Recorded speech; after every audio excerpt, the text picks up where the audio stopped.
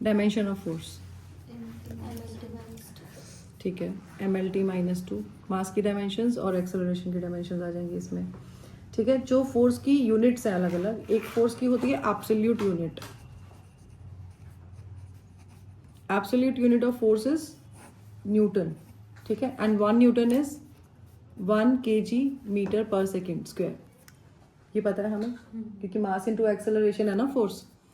Force क्या है? Mass into acceleration, मास को किलोग्राम में मेजर कर रहे हो, एक्सेलरेशन को मीटर पर सेकेंड स्क्वायर में, फोर्स आपका न्यूटन में है, तो 1 newton is 1 kg metre per second square, ठीक है। इसके बाद ये एब्सोल्यूट यूनिट है फोर्स की MKS सिस्टम में, MKS सिस्टम में या SI सिस्टम में हम कह सकते हैं, और CGS सिस्टम में क्या है? What is the unit of force in CGS system? ठीक है, और we had done the conversion also, right. So हाँ, कितना होता है? 1 न्यूटन इज 10⁵ टाइम, ठीक है। और इसके अलावा अगर हम CGS में kilogram metre per second square को लेते हैं, how will we write? For kilogram will write gram, for metre will write centimetre per second square, right. अब इसके बाद आपके आते हैं ग्रेविटेशनल यूनिट्स, ये आपकी एब्सोल्यूट यूनिट्स हैं, राइट। इसके बाद नेक्स्ट आते हैं आपके ग्रेविटेशनल यूनिट्स। फैन थोड़ा कम कर दो प्लीज। ग्रेविटेशनल यूनिट्स में भी हम kilogram weight, so 1 kilogram weight is equal to, कभी कभी ये लिखा होता है और कभी ये भी लिखा होता है 1 किलोग्राम F, 1 किलोग्राम वेट और 1 किलोग्राम फोर्स। तो ये आपका देखो 1 किलोग्राम फोर्स नो और 1 kilogram weight, this is equal to 9.8 newton, 9.8 newton. अगर आपको एग्जाम में दिया हुआ है 1 किलोग्राम वेट या 1 kilogram force, so you can convert it into newton by multiplying it by 9.8। अगर आपको 1 ग्राम वेट दिया हुआ है तो क्या करोगे? 1 ग्राम वेट दिया हुआ है या 1 ग्राम फोर्स दिया हुआ है तो क्या करोगे? इसको आप डाइन्स में कन्वर्ट कर सकते हो, 980 डाइन, क्योंकि ग्राम वेट है ना, CGS हो गया ये, राइट, लाइक CGS। तो ग्रेविटेशनल यूनिट्स हैं, ग्राम भी take in CGS no, and kilogram भी take in MKS।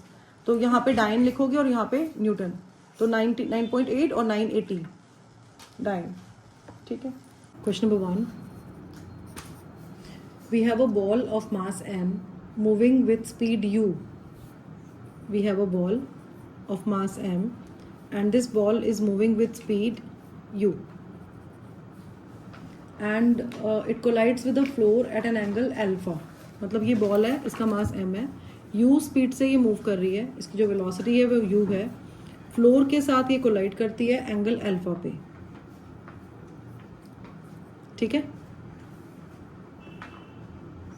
Angle alpha with a vertical, ठीक है।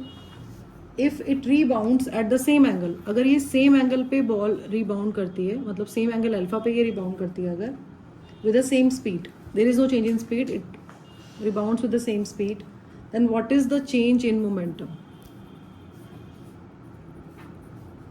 Find this. कैसे फाइंड करोगे मोमेंटम? कैसे फाइंड करेंगे? देखो इसमें जो डायरेक्शन है वेलोसिटी की वो डिफरेंट है। जब वो बॉल आ रही थी तो उसकी डायरेक्शन ये थी, यू आपका इस डायरेक्शन में था। जब बॉल जा रही है तो यू की डायरेक्शन आपकी ये है। जब दो अलग अलग डायरेक्शंस होती हैं ना, तब उस केस में हम उसको कंपोनेंट्स में रिजॉल्व करते हैं, ठीक है। तो यहाँ पे हम कंपोनेंट्स में क्या करेंगे? रिजॉल्व करेंगे। जैसे आपका इसको नीचे लेके जाओगे अगर, तो ये आपका जो एंगल फॉर्म होगा ये वाला है ना, तो ये आपका u हो गया, और ये जो एंगल फॉर्म होगा ये वर्टिकली अपोजिट एंगल्स बन रहे हैं, तो ये भी अल्फा होगा, राइट। तो अगर आप इसको मोमेंटम के टर्म्स में अगर हम लिखते हैं, तो अगर ये mu मोमेंटम है क्योंकि मास m है, ठीक है, तो ये आपका हॉरिजॉन्टल कंपोनेंट हो गया mu cos अल्फा, और ये आपका वर्टिकल कंपोनेंट हो गया mu sin अल्फा, ठीक है। अब अगर इस वाले के लिए देखते हो आप, तो इस वाले के लिए, सेकंड वाले के लिए हम using another colour for this. अभी हमने इसको रिजॉल्व किया कंपोनेंट्स में, जो ये वाली वेलोसिटी थी इसको हमने कंपोनेंट्स में रिजॉल्व कर लिया। अब ऐसी जो इधर जा रही है रिबाउंड होके, जब उसको हम कंपोनेंट्स में रिजॉल्व करेंगे तो यहाँ पे क्या आएगा? mu, बताओ, ये एंगल आपका ये अल्फा बन रहा है ना इसके साथ, ये वाला एंगल अल्फा है, तो ये आपका mu cos अल्फा हो जाएगा और ये आपका mu sin अल्फा हो जाएगा। क्वेश्चन क्या है? What is the change in momentum? तो इनिशियल मोमेंटम क्या है बताओ, अलोंग एक्स एक्सिस और along Y axis. Initial momentum along X axis कितना है, आई एक्स ले लेते हैं, आई फॉर इनिशियल, ठीक है। Initial momentum along X axis कितना है,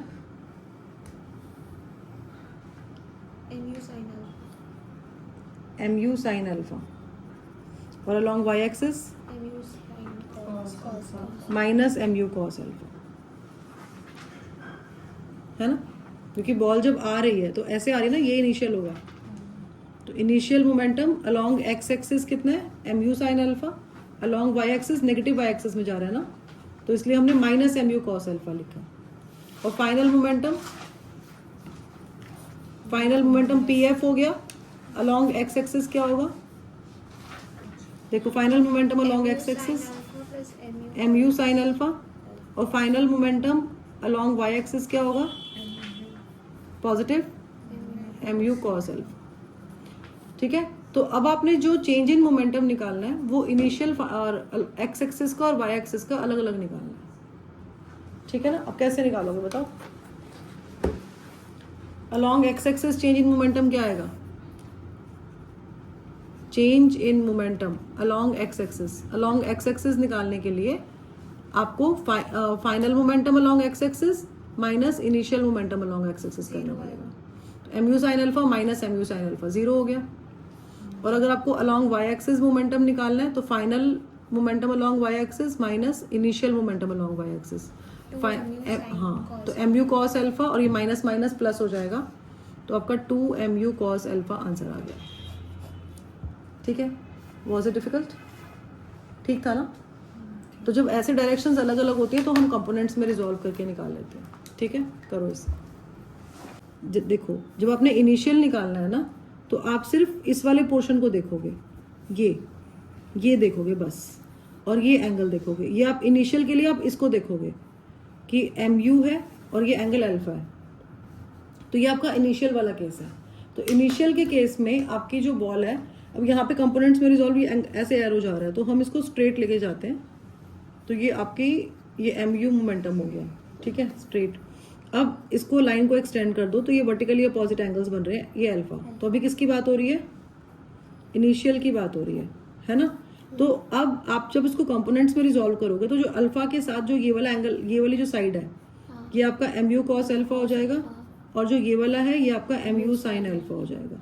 तो अगर हम एक्स और वाई कंपोनेंट्स लिखते हैं इनिशियल मोमेंटम का, तो इनिशियल मोमेंटम का एक्स कंपोनेंट क्या आएगा, एम यू साइन अल्फा, है ना। और इनिशियल मोमेंटम का वाई कंपोनेंट क्या आएगा, नेगेटिव डायरेक्शन में है ना, तो minus m you cos alpha आएगा।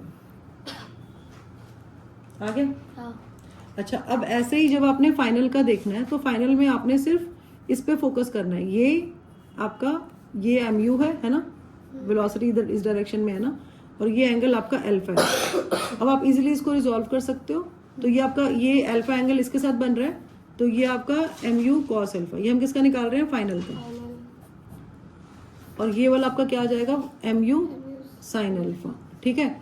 तो अगर आपको बोलूँ पी एक्स फाइंड करो तो अलोंग एक्स एक्सिस मोमेंटम कितना है, अलोंग वाई एक्सिस मोमेंटम कितना है, m you cos alpha Y axis में, ठीक है। अब जब आप चेंज इन मोमेंटम निकालना है तो ये फाइनल का है और ये आपका इनिशियल का है, दोनों को माइनस करोगे तो यू विल गेट 0। और ऐसे ही change in momentum along Y axis निकालोगे तो ये फाइनल है और ये आपका इनिशियल है, तो जब ये माइनस करोगे तो ये प्लस हो जाएगा ना, माइनस माइनस प्लस, और 2 एम यू कॉस अल्फा आ जाएगा। जो न्यूटन सेकेंड लॉ है उसमें हमने क्या किया है कि जो आपका फोर्स है वो D P by D T है, राइट, है ना। तो अगर आपके पास मोमेंटम पी टी कर्व है कोई, और हम आपको बोलते हैं कि पी टी कर्व से फोर्स फाइंड करो, तो कैसे फाइंड करोगे, एरिया अंडर कर्व निकालोगे या फिर स्लोप निकालोगे, हाँ। तो पी टी कर्व का जो स्लोप होगा, slope of P T curve will give you force, ठीक है। तो जैसे सपोज ये आपका पी टी कर्व है ऐसे, है ना, आपको बोल रहे हैं कि इससे फोर्स फाइंड करो, तो फोर्स कैसे फाइंड करोगे, you will draw tangent, it is making an angle theta with the X axis, तो जो स्लोप है इसका वो क्या है, m is equal to tan theta. तो ये जो स्लोप है इसका वो क्या है, dp by dt and this will give you force. तो slope of pt curve will give you force, ठीक है। और अगर आपको ft कर्व दिया हुआ है तो एरिया, फोर्स टाइम आपको बोलते हैं मोमेंटम फाइंड करो या चेंज इन मोमेंटम फाइंड करो, तो कैसे फाइंड करोगे, तो एरिया। तो चेंज इन मोमेंटम कैसे आएगा, एरिया अंडर ft कर्व, है ना, ये कल क्वेश्चन दिया हुआ था जो प्रदीप में किया आपने।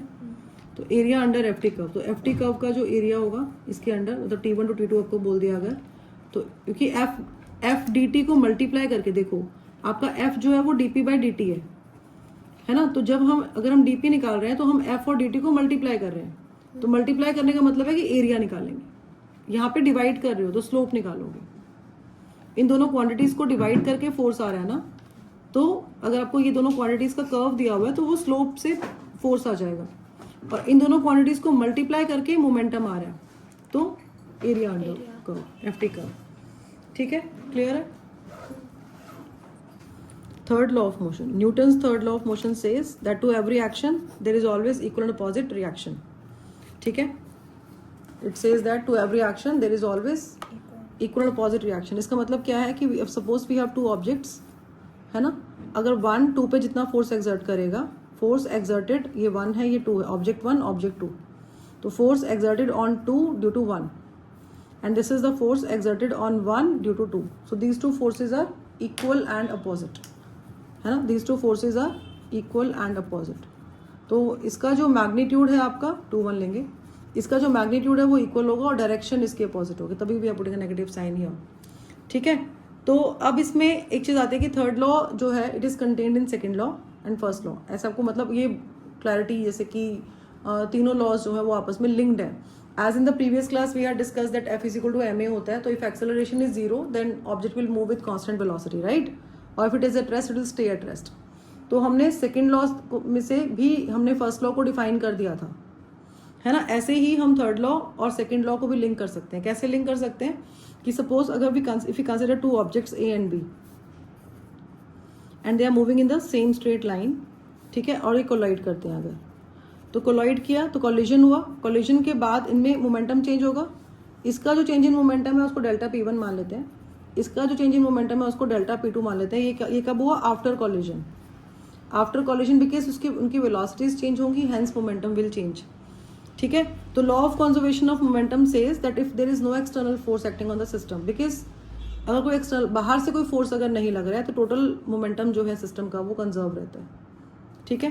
तो मतलब आपका delta p1 plus delta p2 क्या होगा, 0 होगा। तो यहाँ से आपका डेल्टा p1 किसके इक्वल आ गया, माइनस डेल्टा p2 की, है या नहीं। तो अब इसमें हम जैसे आपको डेल्टा p1 दिया हुआ है ना, तो अगर आप limit delta t small time interval के लिए निकाल तो डेल्टा t टेंड्स टू 0 कर लेते हैं, है ना। तो rate of change of momentum ये हो जाएगा आपका for small time interval, delta t tends to 0 delta p2 by delta t। Small time intervals के केस में we can write dp by dt, no, तो dp1 by dt is equal to minus dp2 by dt। What is this, ये आपका change in momentum है जो first object में आया, है ना, और ये किसके इक्वल होगा, FBA के, फोर्स के ना, बिकॉज आपका सेकेंड लॉ के अकॉर्डिंग F क्या होता है, dp बाई dt होता है, और ये आपका इक्वल होगा FAB के। तो you can see the forces are equal and opposite, ठीक है। तो हमने स्टार्ट कहाँ से किया, ये सेकेंड लॉ है, सेकेंड लॉ से आप धीरे धीरे थर्ड लॉ में आ गए, ठीक है। अच्छा, इसके बाद अगर हम फर्स्ट और थर्ड लॉ को लिंक करें तो हम ये बोल रहे हैं कि जितना फोर्स A B पे एक्सर्ट करेगा उतना ही equal and opposite force B A पे एक्सर्ट करेगा, है ना। अगर आप इसको यहाँ मूव करते हो देन यू गेट 0। तो यहाँ से क्या कंक्लूड किया हमने कि जो नेट एक्सटर्नल फोर्स है वो क्या है, 0, नेट एक्सटर्नल फोर्स इज 0। यहाँ से हमने ये कंक्लूड किया, क्लियर है, कोई डाउट तो नहीं। एक तो फर्स्ट पॉइंट आपका ये है कि एक्शन एंड रिएक्शन फोर्सेस जो होते हैं they are equal in magnitude but opposite in direction. First point क्या है कि इनका मैग्नीट्यूड जो है वो इक्वल होता है और अपोजिट डायरेक्शन होती है, डायरेक्शन अपोजिट होती है, ठीक है। मैग्नीट्यूड इक्वल होता है और डायरेक्शन अपोजिट होती है। एक तो फर्स्ट पॉइंट आपका ये आ गया जो हम थर्ड लॉ में करते हैं।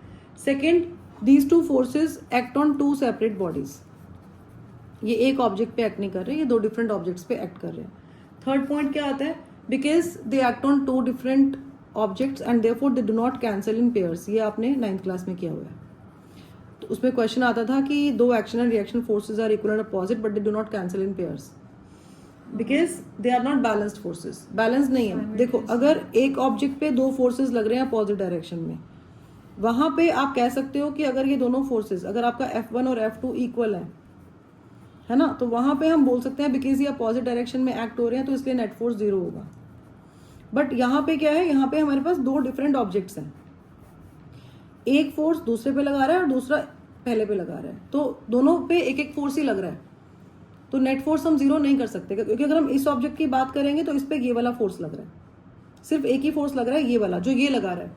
अगर हम इस ऑब्जेक्ट की बात करेंगे तो इस पे ये वाला फोर्स लग रहा है, सिर्फ यही लग रहा है जो इस पे लग रहा है, तो इस पे एक ही फोर्स लग रहा है. तो इसको हम पेयर्स में कैंसिल नहीं कर सकते. एक ऑब्जेक्ट पे दो फोर्सेस कैंसिल होते हैं, दो डिफरेंट ऑब्जेक्ट्स पे अलग अलग फोर्सेस लग रहे हैं, वो आप कैसे कैंसिल करोगे? क्योंकि हर ऑब्जेक्ट का जो नेट एक्सटर्नल फोर्स है वो आप इंडिविजुअली देखोगे. सिस्टम का ले सकते हो आप, जैसे यहाँ पे हमने जो लिया है वो सिस्टम के लिए लिया है, तो एक्सटर्नल फोर्स 0 है. ठीक है. अब एक्शन एंड रिएक्शन फोर्सेस का जो मैग्नीट्यूड है वो इक्वल होता है, but they may not produce equal acceleration. Can you justify this? देखो, ये दोनों फोर्सेस इक्वल एंड अपोजिट हैं, पर हो सकता है कि एक ऑब्जेक्ट ज्यादा एक्सेलरेट करे और दूसरा कम एक्सेलरेट करे. समझ आया? नहीं आया? जो फोर्स ज़्यादा प्रोड्यूस करेगा कि अगर हम अर्थ सन सिस्टम कंसिडर करते हैं, sun is at the centre and earth revolves around the sun. ठीक है. अब इन दोनों के बीच में एक फोर्स ऑफ अट्रैक्शन है, ग्रेविटेशनल फोर्स. जो अर्थ है वो सन को अपनी तरफ अट्रैक्ट कर रही है और जो सन है वो अर्थ को अपनी तरफ अट्रैक्ट कर रहा है. ठीक है. ये जो ग्रेविटेशनल फोर्स है जो दोनों एक दूसरे पे एक्सर्ट कर रहे हैं वो इक्वल है in magnitude but opposite in direction. ठीक है. तो हम ये लिख सकते हैं कि this is the force on earth due to sun and this is the force on sun due to earth. ठीक है. तो force on earth due to sun and force on sun due to earth है ना, ये equal आ गया आपके gravitational force के, and this is equal to G mass of earth mass of sun and the distance square of distance. ठीक है. These two forces are equal and opposite, right? Equal in magnitude but opposite in direction. But we see the earth revolving around the sun. We do not see the sun revolving around the earth. Only earth revolves around the sun. Why? Because जो sun का मास है वो कितना है बताओ? 2 × 10⁻30 kg nearly equal to 2 × 10⁻30 kg, 1.9 something होता है. और अर्थ का मास कितना है? 6 × 10⁻24 kg. तो इसका जो ऑर्डर है वो 10⁻30 का है, इसका ऑर्डर 10⁻24 का है ना. मासेस दोनों के इक्वल डिफरेंट है. ठीक है. अब जो फोर्स हम लेते हैं वो क्या लेते हैं? Mass into acceleration. तो mass of sun into acceleration of sun equal होगा mass of earth into acceleration of earth के. ठीक है. अब क्योंकि सन का मास ग्रेटर है अर्थ के मास से, अगर आपको दोनों फोर्सेस को इक्वेट करना है तो सन में जो एक्सेलरेशन है वो कम प्रोड्यूस होगा एज कम्पेयर टू अर्थ. अर्थ में एक्सेलरेशन ज्यादा प्रोड्यूस होगा क्योंकि अर्थ का मास कम है, and therefore we see the earth revolving around the sun, not the sun revolving around. तो जिसका लेस मास होता है उसमें ज्यादा एक्सेलरेशन प्रोड्यूस होता है फॉर सेम फोर्स. अगर हम कांस्टेंट फोर्स कंसिडर कर रहे हैं, सेम फोर्स कंसिडर कर रहे हैं, तब उस केस में हम मास को और एक्सेलरेशन को कंपेयर करेंगे ना. जिसका मास कम होगा उसमें एक्सेलरेशन ज्यादा प्रोड्यूस होगा और जिसका मास ज्यादा होगा उसमें एक्सेलरेशन कम प्रोड्यूस होगा. And this is the only reason apple falls towards the earth. ये सेम कॉन्सेप्ट हम वहां पे भी अप्लाई कर सकते हैं between earth and the Apple. They both exert equal and opposite force on each other, but Apple falls on the earth because इसका मास negligible है अर्थ के मास के कंपैरिजन में. तो we do not see any movement in the earth. ठीक है. Clear? Next topic is law of conservation of momentum.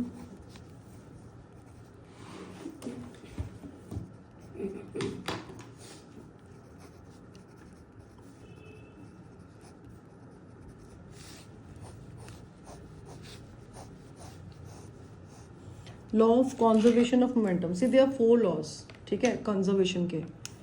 एक तो है कंजर्वेशन ऑफ, बताओ 4 कंजर्वेशन लॉज है, 4 conservation of laws, I think I have discussed earlier as well, नहीं किए?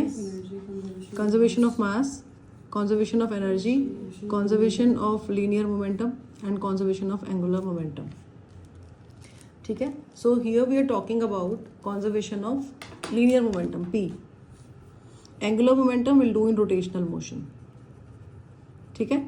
तो there are 4 conservation laws: conservation of mass, conservation of energy, conservation of momentum and conservation of linear momentum and angular momentum। तो ये आपका linear momentum है।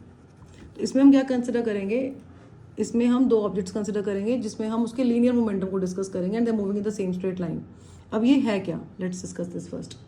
According to this law total momentum of the system is conserved, because conservation law है ना, तो इसका मतलब वो कंजर्व है, तो total momentum of the system is conserved. अब यहाँ पे एक कंडीशन है, ये जो टोटल मोमेंटम है सिस्टम का, ये कब कंजर्व होगा? ये कंजर्व होगा if there exist no external force acting on the system. अगर सिस्टम पे कोई एक्सटर्नल फोर्स एक्ट नहीं हो रहा तो मोमेंटम कंजर्व होगा, ठीक है। मतलब अगर कोई सिस्टम है, कोई भी सिस्टम हो सकता है जिसको वे आपस में इंटरेक्ट कर सकते हैं, वो आपस में वो एक दूसरे पे फोर्स एक्सर्ट कर सकते हैं, बट बाहर से एक्सटर्नली कोई फोर्स अगर एक्सर्ट नहीं हो रहा तो मोमेंटम कंजर्व होगा। तो इट सेज दैट कि जो मोमेंटम है आपका वो कांस्टेंट है ना। कब कांस्टेंट है? जब आपका एक्सटर्नल फोर्स 0 है। मतलब अगर सिस्टम पे कोई एक्सटर्नल फोर्स नहीं लग रहा तो momentum is a constant quantity, it is a conserved quantity, ठीक है। So for this, because it is a linear momentum, we are considering 2 objects of masses m1 and m2, ठीक है, and they are moving in the same straight line. m1 is moving with initial velocity u1, m2 is moving with initial velocity u2. So this is the case before collision. अब ये दोनों straight line में move कर रहे हैं and this object m1, this object is moving faster than the second object. मतलब ये जो आपका m1 है, it is moving faster than m2. तो obviously they are moving in the same straight line and it's moving faster, so it will collide with the first this object which is in the जो ये आगे ये वाला क्या बोलेंगे इसको, m2, ठीक है। तो u1 is greater than u2 and before collision this is the scenario. So initial momentum जो होगा आपका, तो initial momentum for this object m1 is m1 u1 and momentum of this object is m2 u2. They'll collide after some time because उसकी speed ज़्यादा थी, तो है ना, तो ये कोलाइड करेंगे। तो this is the case when they are colliding on collision and after collision again they are moving in the same straight line but with different velocities, their velocities will change. So now m1 is moving with velocity v1 and m2 is moving with velocity v2 and this time we are taking v2 greater than v1, ठीक है। सो momentum associated with the object of mass m1 is m1 v1 and momentum of this object is m2 v2, clear। अब क्योंकि ये collide कर रहे हैं, they will exert force on each other, right, है ना, they will exert force on each other। तो अब फोर्स कैसे एक्सर्ट करें वो हम कैसे नोटेशन ले रहे हैं कि F12 जो है फोर्स है, F12 is the force exerted on object 2 due to 1। तो F12 हम ले रहे हैं कि force on object 2 due to 1 and F21 क्या है, ऑन ऑब्जेक्ट 1 ड्यू टू 2, ठीक है। तो 1 पे जो फोर्स लगेगा 2 की वजह से F21 और 2 पे जो फोर्स लगेगा 1 की वजह से F12, ठीक है। And according to third law of motion these 2 forces are equal and opposite, no, है ना। अच्छा, अब जब फोर्स F12 क्या है, force on object 2 due to 1, तो ये फोर्स किस पे लग रहा है, सेकंड ऑब्जेक्ट पे लग रहा है, 1 की वजह से किस पे लग रहा है, सेकंड ऑब्जेक्ट पे लग रहा है। तो सेकंड का मास और सेकंड का एक्सेलरेशन लेंगे ना, क्योंकि ये फोर्स ऑन ऑब्जेक्ट 2 है, फोर्स ऑन ऑब्जेक्ट 2 है, तो सेकंड का मास और सेकंड का एक्सेलरेशन लोगे। अब एक्सेलरेशन कैसे निकालते हैं हम, v2 minus u2 by t। Similarly we can find F21 force on object 1 due to 2, 1 due to 2, तो m1 a1 is v1 minus u1 by t, ठीक है। And these two forces are equal and opposite, right. So we can write m2 v2 minus u2 by t is equal to minus m1 v1 minus u1 by t, t cancel हो जाएगा आपका। अब क्या आएगा, m2 v2 minus m2 u2 is equal to minus m1 v1 minus minus plus m1 u1। अब ये negative है, इसको वहाँ ले जाओगे पॉजिटिव हो जाएगा, और ये नेगेटिव है, इसको यहाँ ले आओगे ये पॉजिटिव हो जाएगा।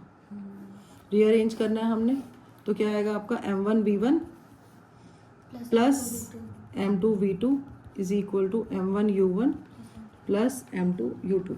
तो ये आपका टोटल मोमेंटम है आफ्टर कोलिजन, है ना, दोनों ऑब्जेक्ट्स का मिला के टोटल मोमेंटम आफ्टर कोलिजन है ये, राइट, है ना। ये देखो इसका मोमेंटम और इसका मोमेंटम ऐड करके, और ये आपका टोटल मोमेंटम है बिफोर कोलिजन। तो इसका यहाँ से क्या निकला, that momentum is conserved. Now consider a situation, suppose we have this object m1 and it is moving with velocity u1, ठीक है, and m2 it is moving with velocity u2, and after collision these two objects stick together and they move with a common velocity v।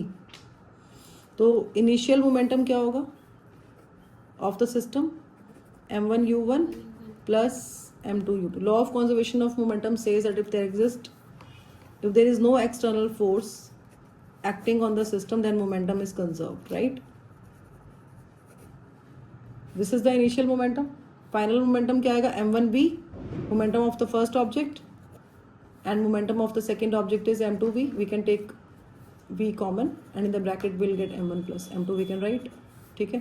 तो ये आपका ऐसे लिख सकते हैं, उससे ही डराइव हुआ है, कुछ अलग नहीं है। Gun bullet system,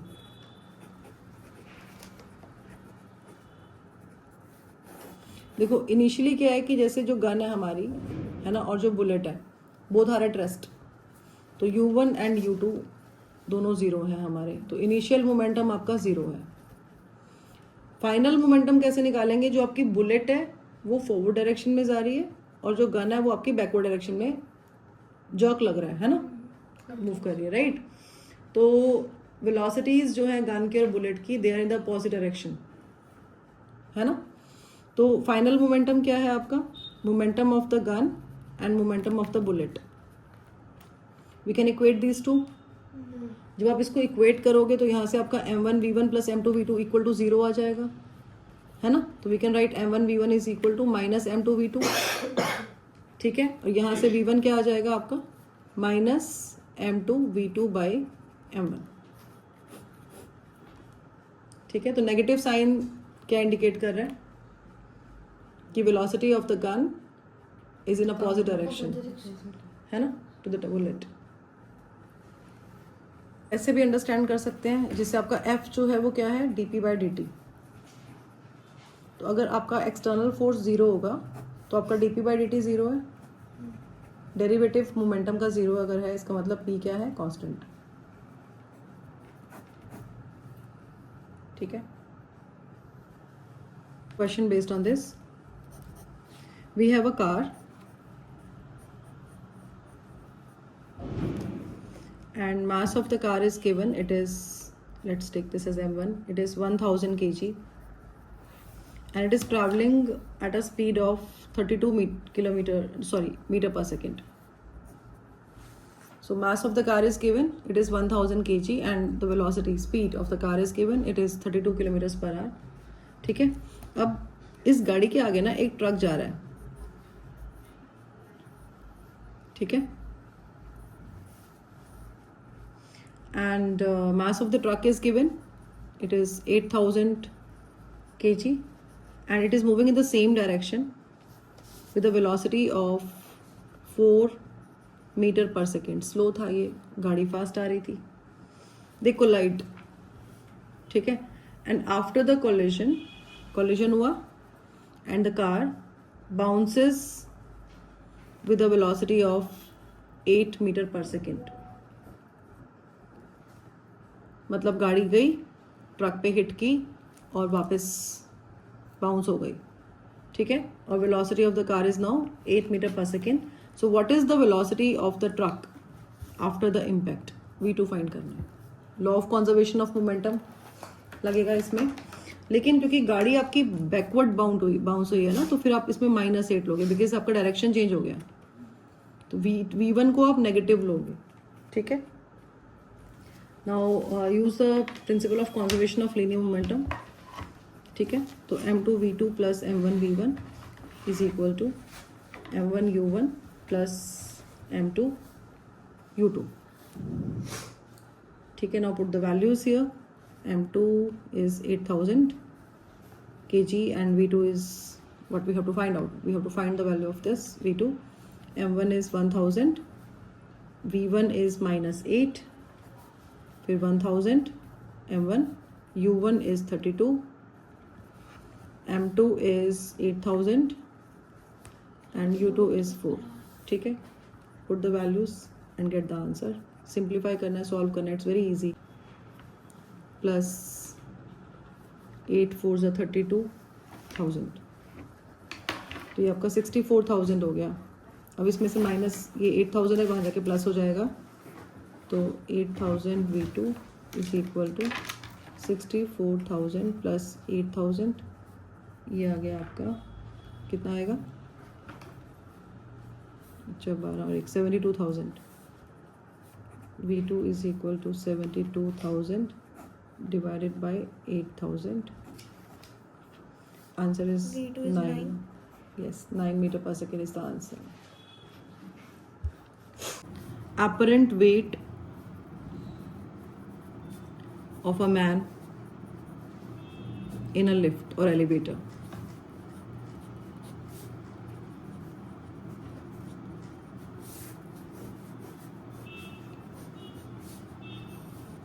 Write this heading down. See, apparent weight is not the actual weight. Actual weight is different. Actual weight is the real weight. किसी भी मैन, किसी भी पर्सन का जो एक्चुअल वेट होगा वो क्या होगा? W and it is equal to mass into acceleration due to gravity. This is the actual weight. ठीक है. apparent weight होता है कि जो हमें लग रहा है कि वेट है, लेकिन वो एक्चुअल में वो वेट नहीं है, ठीक है. तो इसमें वी हैव डिफरेंट सिचुएशंस. तो फर्स्ट सिचुएशन है when the elevator is at rest.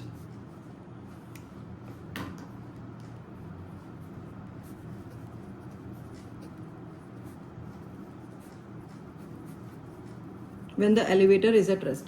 So जब एलिवेटर रेस्ट पे होगा, जब एलिवेटर रेस्ट पे होगा तब उस केस में see this is the elevator, ठीक है, और ये ऑब्जेक्ट या मैन जो भी ले लो आप इसको, कोई पर्सन, ठीक है.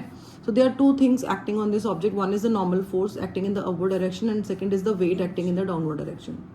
कोई और एक्सेलरेशन, कोई और फोर्स इस पे एक्ट नहीं हो रहा है. So will simply write n is equal to mg, ठीक है. तो नॉर्मल आपका रिएक्शन जो है, नॉर्मल फोर्स जो है आपका, that is equal to your weight. Second is when the elevator is moving uniformly in upward or downward direction. When the elevator is moving uniformly in upward or downward direction. See, because elevator is moving uniformly, so there is no acceleration. Acceleration is 0 in the second case, right? Why? Because it is moving uniformly. Uniformly means with constant zero acceleration, with constant velocity. ठीक है. So if the elevator is moving with constant velocity, again because it is moving with constant velocity, there is no external force acting on it. There is no acceleration, nothing like this, right? Because velocity is constant, acceleration is 0, hence r is equal to mg. Third case, elevator is accelerating upwards.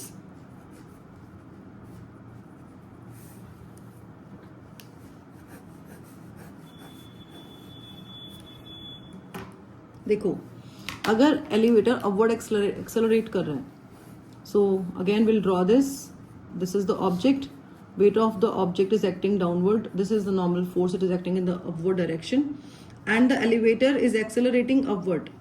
Elevator is accelerating upward means acceleration is like this is the direction of acceleration, right? So we can write ma for force, no, mass into acceleration is force. अब आपने क्या करना है ना कि इसमें आपका जो वेट आएगा वो एक्चुअल वेट नहीं आएगा, यहाँ आपका अपरेंट वेट आएगा. अगर आप लिफ्ट में ऊपर की साइड जा रहे हो तो, ठीक है, तो अगर आप लिफ्ट में ऊपर की साइड जा रहे हो तो आपने क्या करना है कि ये दिस ऐसे समझ लो कि आपका रिजल्टेंट है. And how do you get the resultant? By subtracting the two forces which are acting in the opposite direction, no. So will get the resultant by subtracting the two forces acting in the opposite direction. तो आपका m a हो जाएगा n minus m g. So from here you get n is equal to m g plus m a. You can take m common. In the bracket we can write mg plus a.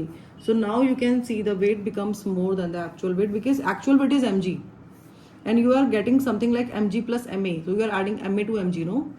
So weight becomes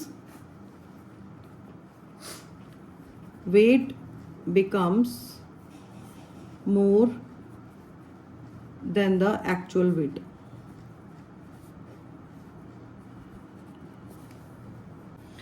Fourth case, elevator is accelerating downwards.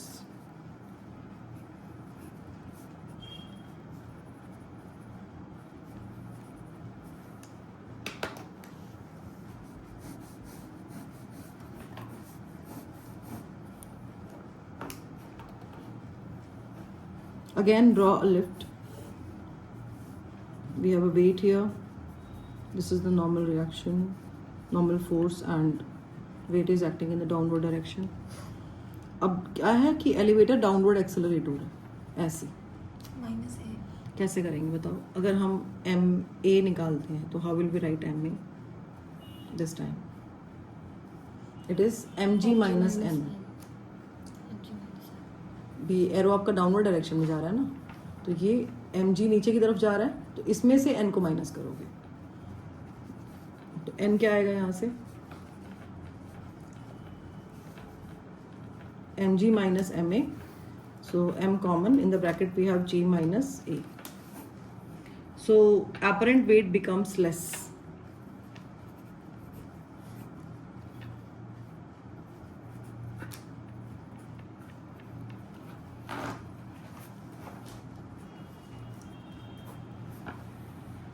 You can see we are subtracting ma from mg, no, to get this n.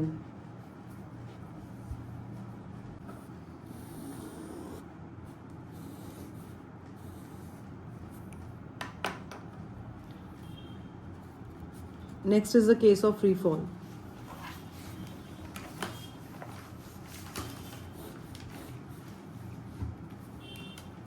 Free fall is the case when acceleration is equal to acceleration due to gravity, no?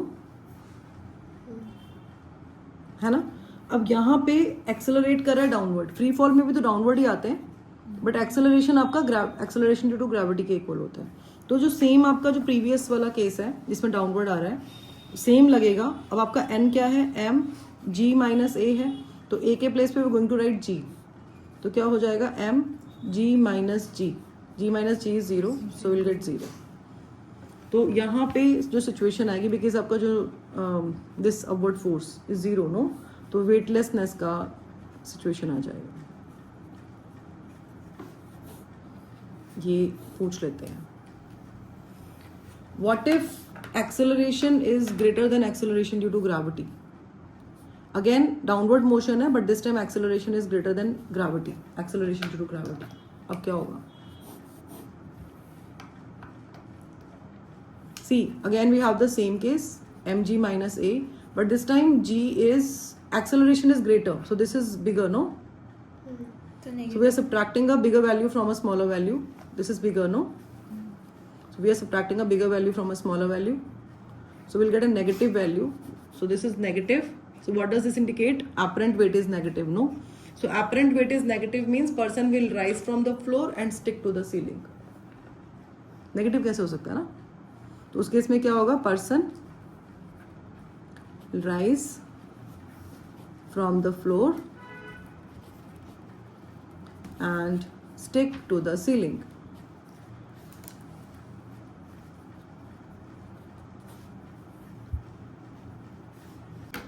Question number 1. Find the apparent weight of a man. We have to find the apparent weight. Find the apparent weight of a man weighing 49 kg on earth. So mass is given, it is 49 kg on earth. Mass is constant. When he is standing in a lift which is rising with an acceleration of 1.2 meter per second square. देखो इसमें भी have different cases, ठीक है? First case में क्या हो रहा है कि वो लिफ्ट में है. This is the man standing in the lift. तो फर्स्ट केस में जो लिफ्ट है वो राइज कर रही है and acceleration is 1.2 metre per second square, ठीक है? सेकेंड केस में क्या हो रहा है, जो आपकी लिफ्ट है वो it is going down with the same acceleration of 1.2 metre per second square, ठीक है? In the third case lift is falling freely under gravity, and in the fourth case lift is going up or down with uniform velocity.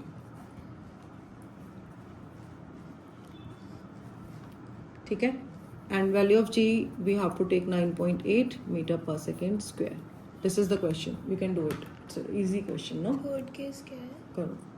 First case में जब ऊपर जा रही है acceleration given है आपको, तो क्या आएगा? Apparent weight. ऐड करेंगे, सब्ट्रैक्ट ऐड करेंगे, ठीक है ना? Put the values 49, 9.8 plus 1.2. What will you get? देखो, are you getting the same answer in the first case? 539. Yes, that's correct. In the second case जब डाउन जाएगी तो will subtract, no?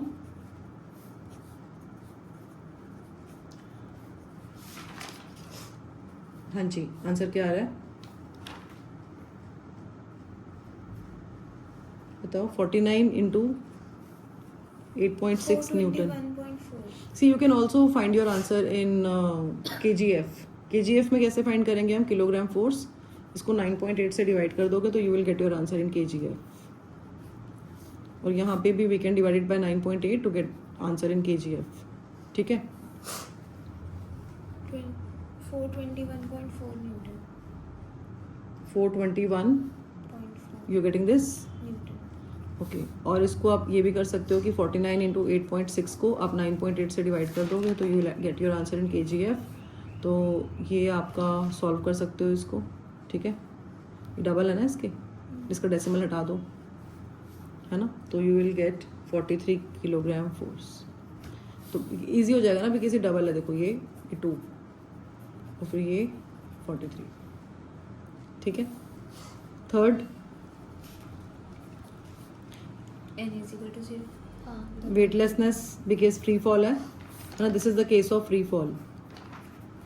तो weightlessness हो जाएगा. फोर्थ, यूनिफॉर्म वेलोसिटी है तो acceleration है ही नहीं, तो जो n है वो आपका mg के इक्वल होगा, राइट? तो m is 49 and g is 9.8.